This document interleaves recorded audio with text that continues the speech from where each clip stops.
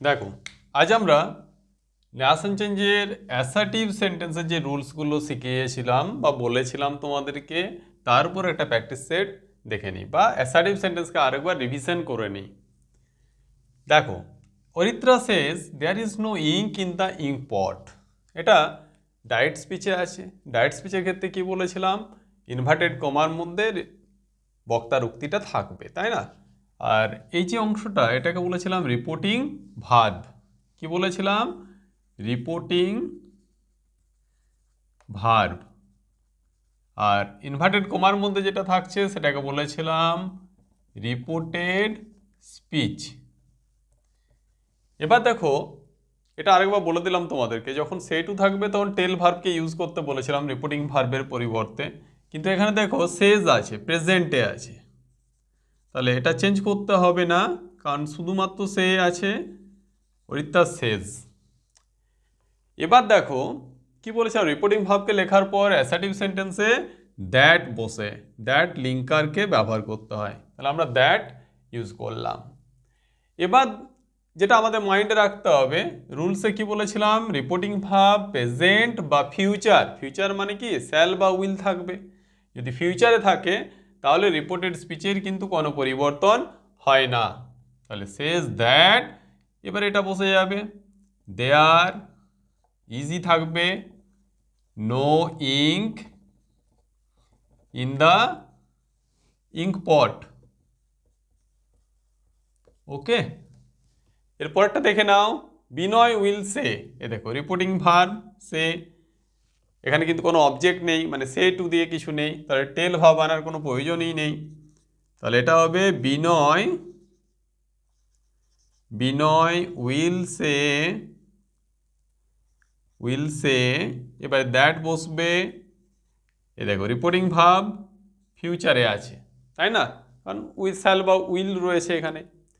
তো ফিউচারে থাকলেও আমাদের রিপোর্টেড স্পিচের কিন্তু টেন্সের পরিবর্তন হবে না। এটা যদিও পাস্টে আছে, পাস্টেই থাকবে, কোনো চেঞ্জ হবে না বলেছি। তাহলে that nobody was in the room. Okay, এরপর চলে আসি পরেরটায়। এখানে দেখো রিপোর্টিং ভার্ব পাস্টে আছে, Shweta shed I have done the task. তাহলে এটাও এই রিপোর্টিং ভার্ব যেহেতু টু নেই, এটাই বসবে। তাহলে শ্বেতা সেড দ্যাট, এটা কে? শ্বেতা, তাই না? যেহেতু শ্বেতাকে বোঝাচ্ছে তাহলে সি হবে, প্রোনাউন ইউজ করতে হবে একটা, সি। এবার দেখো রিপোর্টিং ভার্ব পাস্টে আছে, তাহলে রিপোর্টেড স্পিচকে পাস্টে নিয়ে আসতে হবে। এবং এর আগে খেয়াল করতে বলেছিলাম যে এই রিপোর্টেড স্পিচটার মাধ্যমে কোনো ইউনিভার্সাল ট্রুথ, রেগুলার হ্যাবিট বা সায়েন্টিফিক ট্রুথ বোঝাচ্ছে কিনা। ইউনিভার্সাল ট্রুথ মানে যেটা সবসময় সত্য, তাই না?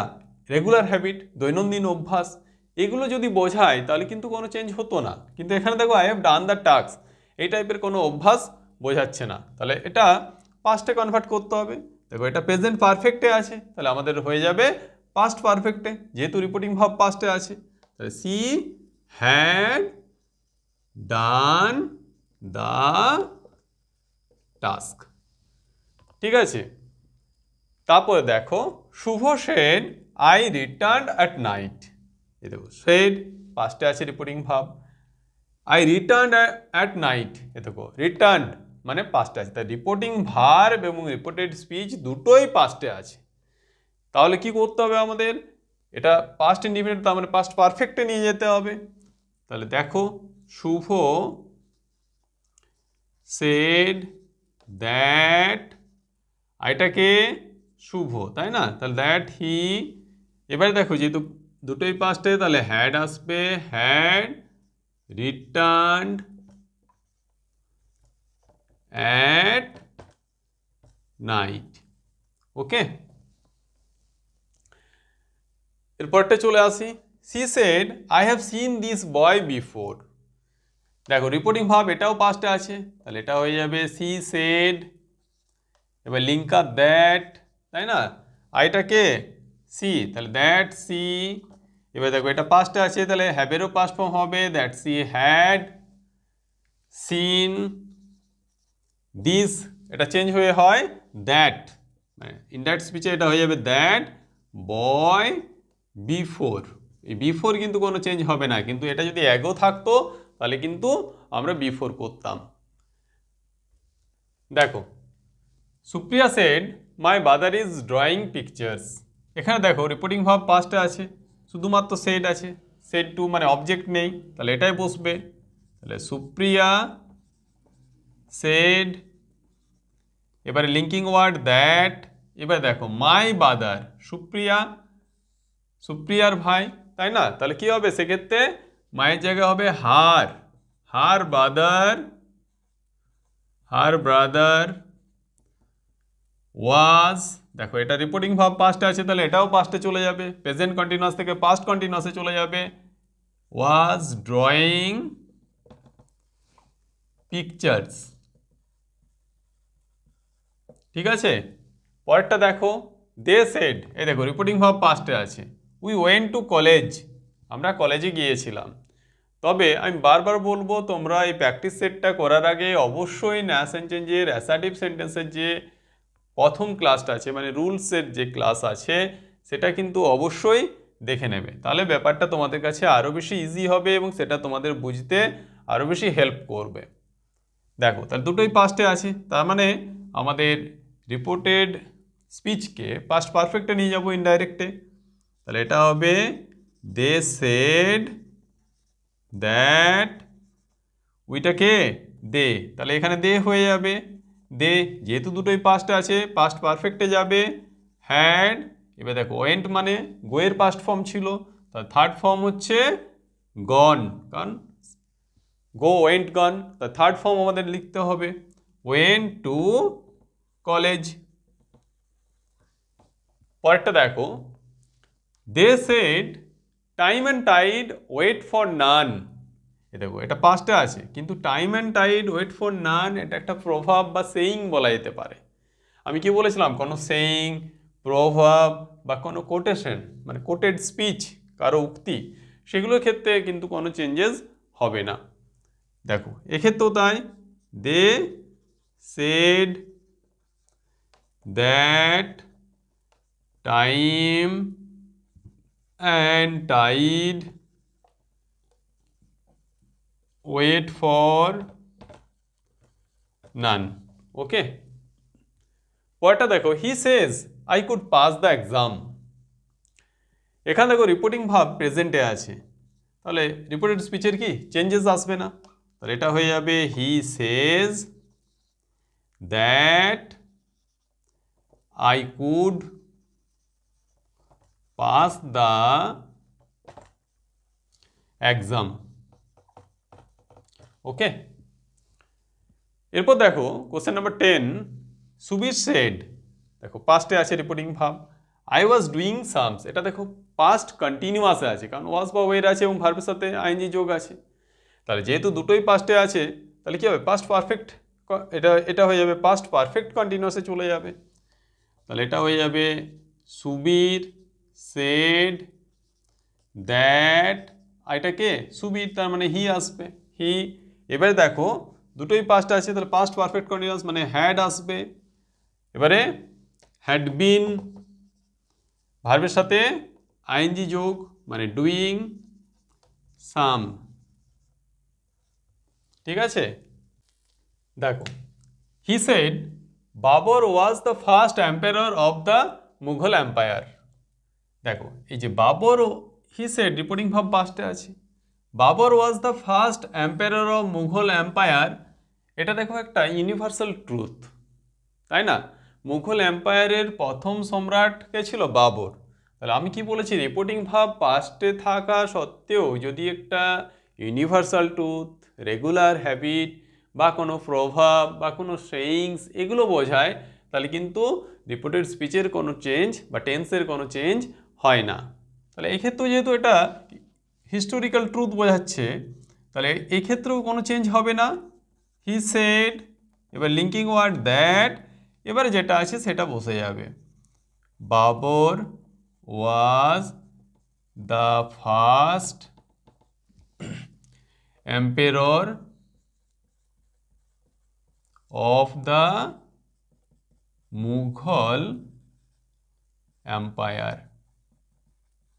ওকে, এর পরেরটা দেখো, my grandfather said labour never goes in vain. এ দেখো, আমার দাদু বলতেন যে পরিশ্রম কখনো বিফলে যায় না, যেটার ইংরেজি হচ্ছে labour never goes in when. তাহলে এটাও কি একটা সেইংস, তাই না? তা যেহেতু সেইংস, সেক্ষেত্রে কোনো চেঞ্জেস আসবে না। তাহলে এখানে মাই গ্র্যান্ডফাদার সেড, এবারে লিঙ্কিং ওয়ার্ড দ্যাট বসলো, দ্যাট এবারে যেটা আছে বসে যাবে, labour never goes in when. ঠিক আছে, তাহলে এই যে সেইংসটা, এটা কিন্তু মনে রাখবে। তোমরাও যদি পরিশ্রম করো তাহলে অবশ্যই কিন্তু শিখতে পারবে। সেই সাবজেক্টে যতটাই টাফ হোক, তোমরা কিন্তু ইজিলি সেই সাবজেক্টের উপর স্কিল অর্জন করতে পারবে। পরেরটা দেখো, he said union is strength. এ দেখো, এটাও আরেকটা সেইং, একতাই বল, তাই না? তাহলে এক্ষেত্রেও সেম রুলস হবে, হি সেড, এ দেখো রিপোর্টিং ভার্ব পাস্ট আছে, তাও কিন্তু কোনো চেঞ্জেস আসবে না, that union is strength. Okay, পরেরটা দেখো, the teacher said the sum of three right angles of a triangle is two right angle. Sum মানে কি? সমষ্টি, মানে তিনটে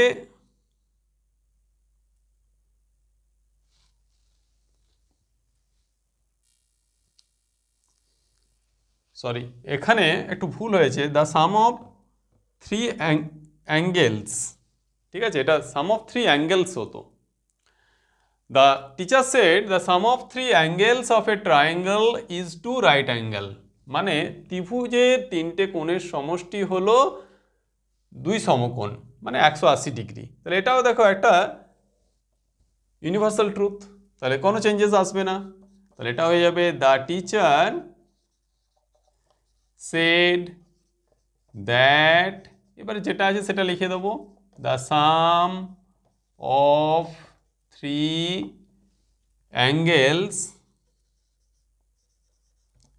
অফ এ ট্রায়াঙ্গেল, এবারে যেটা আছে ইজ টু রাইট অ্যাঙ্গেল।